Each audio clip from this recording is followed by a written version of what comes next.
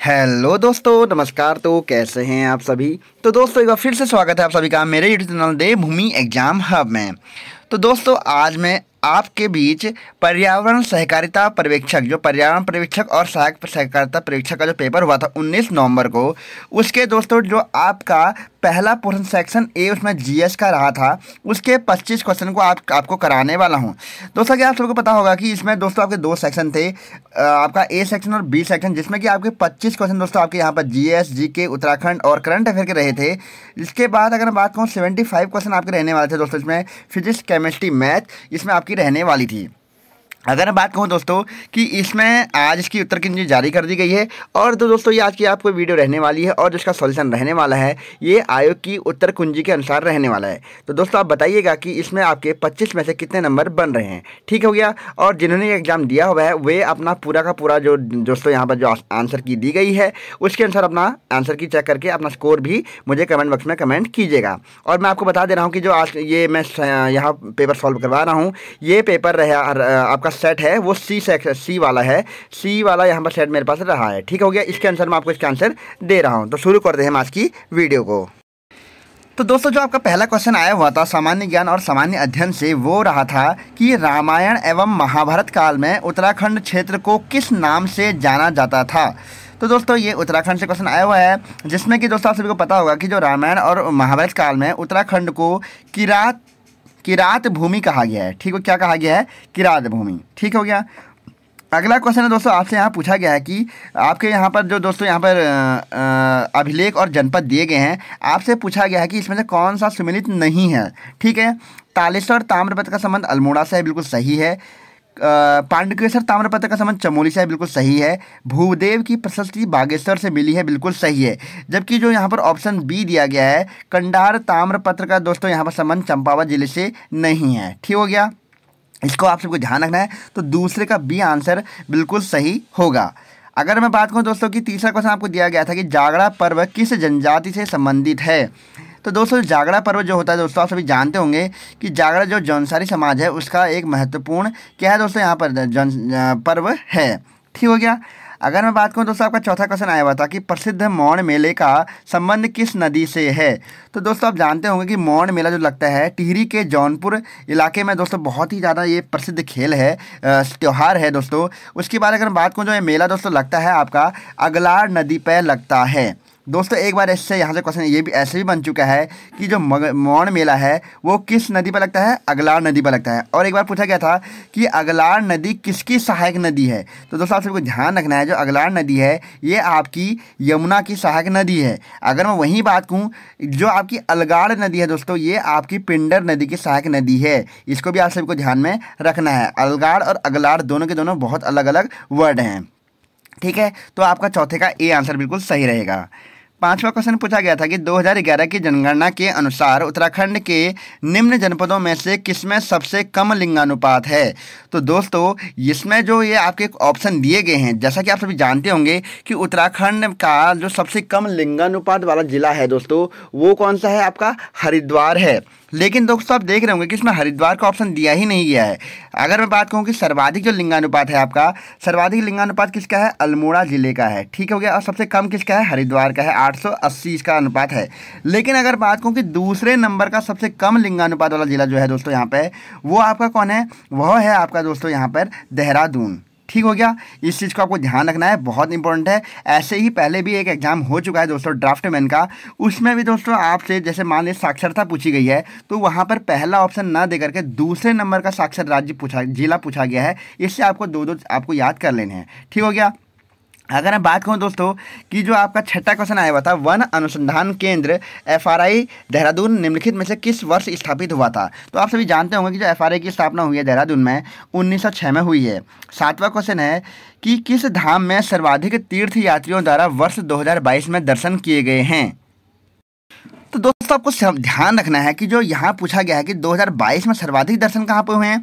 तो दोस्तों आयोग की आंसर की के अनुसार बद्रीनाथ में सर्वाधिक तीर्थयात्रियों के द्वारा यहाँ पर दर्शन किए गए हैं। वहीं अगर मैं बात करूँ दोस्तों इस बार के बाद डाटा आ चुका है जिसको कि आप दोस्तों अखबार के माध्यम से डाउनलोड कर सकते हैं या आप वेबसाइट से भी देख सकते हैं कि इस बार दोस्तों 50 लाख से भी अधिक यहाँ पर तीर्थयात्रियों ने केदारनाथ के दर्शन किए हुए हैं। ठीक हो गया। अगर मैं बात कहूँ कि 8वां क्वेश्चन है, पंडित दीनदयाल उपाध्याय होम स्टे योजना किस वर्ष प्रारंभ हुई थी। तो दोस्तों डायरेक्टली परीक्षा होने से क्वेश्चन पूछा गया है, 2018 में होम स्टे योजना शुरू की गई थी उत्तराखंड राज्य में। उसके बाद दोस्तों यहाँ पर आपका एक रीजनिंग का क्वेश्चन आया हुआ था कि एक परीक्षा में एक छात्र को प्रत्येक सही जवाब पर 4 अंक मिलते हैं। वहीं अगर बात करें कि गलत जवाब पर 1 अंक कम होता है, तो दोस्तों इसमें पूछा गया था कि बाद में कितने इसमें प्रश्नों की संख्या है सही किए गए प्रश्नों की। ठीक है, तो जो इसका आंसर रहेगा दोस्तों, तो 90 का जो आंसर सही रहेगा दोस्तों वो रहने वाला है आपका ऑप्शन बी 38। ठीक है, उसी के बाद दोस्तों अगर मैं बात कहूँ कि यहाँ पर 10वां क्वेश्चन दिया गया, यहाँ पर आपको ये भी रीजनिंग का क्वेश्चन दोस्तों, तो इसका आंसर 32 बिल्कुल सही रहेगा। अगर मैं बात करूँ तो 11वां क्वेश्चन आया हुआ है कि स्पिग्मो मोनोमीटर का उपयोग किस में होता है। तो दोस्तों आप सभी जानते होंगे कि ब्लड प्रेशर में या मनुष्य का जो रक्तचाप है इसमें स्पिग्मो मोनोमीटर का प्रयोग होता है, या रक्त का दाब मापने के लिए दोस्तों इस यंत्र का प्रयोग होता है। अगर मैं बात करूं दोस्तों 12वां क्वेश्चन आपके लिए पूछा गया था कि सर्वाधिक भेदन क्षमता वाली तरंगें कौन सी होती हैं। अगर आपने यूकेपीएससी के प्रीवियस ईयर का पेपर लगाया हुआ है कोई भी दोस्तों, इसमें ये क्वेश्चन आया हुआ था कि सर्वाधिक भेदन क्षमता वाली जो आपकी किरणें होती हैं वे होती हैं गामा किरणें। उसके बाद पूछा गया कंप्यूटर कोड प्रणाली में निम्नलिखित में से कौन सा सही है। तो दोस्तों आपको बताना है कि यहाँ पर कौन सा कोड सही दिया गया। तो आप जानते होंगे कि एक निबल में 4 बिट होते हैं। तो दोस्तों ऑप्शन बी आपका जो दिया गया है, एक निबल बराबर 4 बिट, ऑप्शन बी बिल्कुल सही रहेगा। आप जानते होंगे दोस्तों कि एक निबल बराबर 4 बिट होता है। अगर मैं वही बात करूँ कि दोस्तों जो आपका 1 बाइट होता है, ठीक हो गया, 1 बाइट बराबर दोस्तों आपका कितना होता है, 8 बिट होता है। इसको भी आपको ध्यान में रखना है। ठीक हो गया। अगर हम बात करें दोस्तों कि जो आपकी इसकी सबसे छोटी इकाई होती है इसमें कंप्यूटर कोड प्रणाली में स्टोरेज के हिसाब से, तो सबसे छोटी होती है बिट होती है। ठीक हो गया। आप सभी जानते होंगे पहला क्या आता है आपका बिट आता है, फिर आपका बाइट आता है। ठीक है, पहले बिट आएगा, फिर बाइट आएगा, फिर उसके बाद दोस्तों आपका किलो बाइट, फिर उसके बाद फिर आपका दोस्तों यहाँ पर क्या आता है, फिर किलो बाइट के बाद आपका मेगाबाइट, मेगाबाइट के बाद दोस्तों आपका आपका क्या होगा गीगाबाइट, गीगाबाइट के बाद दोस्तों आपका क्या आता है गीगाबाइट के बाद टेराबाइट, फिर पेंटाबाइट, ऐसे करके बढ़ते हुए जाता है। ठीक हो गया। तो इसका सही आंसर रहेगा बी ऑप्शन बिल्कुल सही। दांडी मार्च शुरू हुआ था। तो दोस्तों आप सभी जानते होंगे कि गांधी जी के द्वारा जो दांडी मार्च शुरू कराया गया था 12 मार्च से इसको दोस्तों शुरू कराया गया था। और दोस्तों आप सभी जानते होंगे कि 12 मार्च से शुरू करके 6 अप्रैल को दोस्तों इसको समाप्त किया जाता है। उसके बाद नमक सत्याग्रह, नमक कानून तोड़कर। ठीक हो गया। तो आप सभी ध्यान रखना है कि दांडी मार्च शुरू हुआ था 12 मार्च 1930 को। 15वां क्वेश्चन है, रुद्रमा देवी एक स्त्री शासक किस वंश से संबंधित है। तो दोस्तों सभी जानते होंगे कि अगर आपने लोअर पीसीएस का एग्जाम देखा होगा जो प्रीवियस ईयर में हुआ था 2020-21 में, तो वहाँ पर ही पूछा गया था कि रुद्रमा देवी का संबंध किस वंश से है। तो वारंगल की काकतीय वंश से दोस्तों रुद्रमा देवी का संबंध है। ठीक हो गया। अगर मैं बात करूँ 16वां क्वेश्चन आ रखा है कि मंगल पांडे किस रेजिमेंट के सिपाही थे। तो दोस्तों मंगल पांडे का संबंध 34वीं बंगाल नेटिव इन्फेंट्री से संबंधित है मंगल पांडे जी। योजना आयोग को नीति आयोग द्वारा निम्नलिखित में से किस वर्ष प्रतिस्थापित किया गया था। तो दोस्तों यहाँ पूछा गया है कि जो योजना आयोग है, ठीक है, उसको कब नीति आयोग में इसको बदल दिया गया था। तो सभी आप जानते होंगे कि 1 जनवरी 2015 को दोस्तों क्या होता है कि योजना आयोग का विलय नीति आयोग में कर दिया जाता है, एक नया आयोग बनाया जाता है, जिसके बाद दोस्तों योजना आयोग को समाप्त करके क्या करा जाता है, नीति आयोग को बनाया जाता है। ठीक हो गया। अगर मैं बात कहूँ दोस्तों कि जो आपका नीति आयोग का जो अध्यक्ष होता है वो कौन होते हैं, तो हमारे प्रदेश के प्रधानमंत्री जो होते हैं दोस्तों वहाँ पे क्या होते हैं, नीति आयोग के अध्यक्ष होते हैं। अगर मैं बात करूँ दोस्तों कि योजना आयोग की स्थापना कब हुई थी, तो दोस्तों आप सभी जानते होंगे कि 15 मार्च 1950 को दोस्तों क्या होती है, योजना आयोग की स्थापना होती है। इस चीज़ को भी आपको ध्यान में रखना है। ठीक है। अगला मैं बात करूँ दोस्तों, आपका जो क्वेश्चन आया हुआ था कि स्थानीय स्वशासन की संस्थाओं को निम्नलिखित में से किस वर्ष संवैधानिक दर्जा प्रदान किया गया था। तो दोस्तों यहाँ पर बात चल रही है जो स्थानीय स्वशासन है इनको निम्नलिखित में से किस वर्ष संवैधानिक दर्जा दिया गया था। तो आप सभी जानते होंगे दोस्तों 73वां संविधान संशोधन के तहत स्थानीय स्वशासन को क्या होता है, संवैधानिक दर्जा प्राप्त होता है। ठीक है सर। तो यहाँ पर दोस्तों आपका जो सही आंसर रहेगा वो रहने वाला है 1993। ठीक है। आप सभी जानते होंगे कि जो 73वां संविधान संशोधन 1993 हुआ था, जिसके तहत दोस्तों क्या होता है कि पंचायती राज संस्थाओं को जोड़ा जाता है, और इसी का दोस्तों आपका सही आंसर ये ऑप्शन बी रहने वाला है। 19वां क्वेश्चन है, निम्नलिखित में से कौन बजट को तैयार करने और उसको संसद में प्रस्तुत करने के लिए उत्तरदायी है। तो इनमें से कौन सा ऑप्शन आपको इसमें सही दिया गया है। तो दोस्तों आप सभी जानते होंगे कि जो आपका वित्तीय सेवाओं का विभाग है यही क्या करता है, बजट को तैयार करता है और उसको संसद के सामने प्रस्तुत करता है। 20वां क्वेश्चन है, प्रायद्वीपीय भारत की सबसे लंबी नदी कौन सी है। तो दोस्तों वैसे तो आप जानते होंगे कि अगर मैं बात कहूँ कि भारत की सबसे लंबी नदी कौन सी है, तो आप मुझे कमेंट बॉक्स में कमेंट करके बताइए दोस्तों कि भारत की सबसे लंबी नदी का नाम क्या है। अगर मैं वहीं बात करूं कि प्रायद्वीपीय भारत की सबसे लंबी नदी कौन सी है, तो गोदावरी दोस्तों प्रायद्वीपीय भारत की सबसे लंबी नदी है। आप मुझे दोस्तों ये भी कमेंट कीजिए कि जो प्रायद्वीपीय भारत की दूसरे नंबर की सबसे लंबी नदी कौन सी है, ये भी आप मुझे कमेंट बॉक्स में कमेंट कीजिए। अगर मैं बात कहूँ, यहाँ पर क्वेश्चन आया हुआ है कि 2001 से 11 की अवधि के दौरान निम्नलिखित में से किस राज्य में अधिकतम जनसंख्या वृद्धि दर्ज की गई है। तो दोस्तों यहाँ पे कहाँ पे, अगर मैं बात करूँ दोस्तों कि जो मेघालय है, इसमें सर्वाधिक जो है दोस्तों जनसंख्या वृद्धि दर्ज की गई है। ठीक हो गया दोस्तों, इस चीज़ को आपको ध्यान रखना है। जो सर्वाधिक 10 की जनसंख्या वृद्धि है वो यहाँ पे मेघालय में की गई है। अगर मैं वहीं बात करूँ, दूसरा राज्य जो आपका दोस्तों है वह है आपका अरुणाचल प्रदेश। अगर मैं बात करूँ दोस्तों कि न्यूनतम जो जनसंख्या वृद्धि दर्ज की गई है वो की गई है नागालैंड में। ठीक हो गया। अगर मैं बात करूं दोस्तों कि जो आपकी 10 की जनसंख्या वृद्धि है वो कितनी है भारत की, तो 17.64% क्या है भारत की जनसंख्या वृद्धि दर है। ठीक है, तो इसका सही आंसर रहेगा ऑप्शन डी। अगला क्वेश्चन है, करंट अफेयर से आया हुआ क्वेश्चन है, एशियन एथलेटिक्स चैंपियनशिप 2023 में किस देश ने पदक तालिकाओं में सर्वोच्च स्थान प्राप्त किया है। तो दोस्तों मैं आप सभी बता दूं कि यहाँ से आपके आगामी पेपर्स में भी क्वेश्चन पूछने की पूरी संभावना है, इसलिए इस टॉपिक को बिल्कुल आप तैयार कर लीजिएगा। एशियन एथलेटिक्स और जो हमारे पैरा एथलेटिक्स गेम हैं उनमें आपको ध्यान रखना चाहिए कि उत्तराखंड जो आपका भारत ने कितने पदक जीते हुए हैं और कब से कब तक ये गेम हुए हैं। तो मैं आप सभी बता दूँ दोस्तों, सर्वाधिक जो पदक जीते हैं वे चीन ने जीते हुए हैं। ठीक हो गया, और इसका आयोजन भी कहाँ पर हुआ है, भी एथलेटिक्स गेम्स का चाइना में हो रखा है।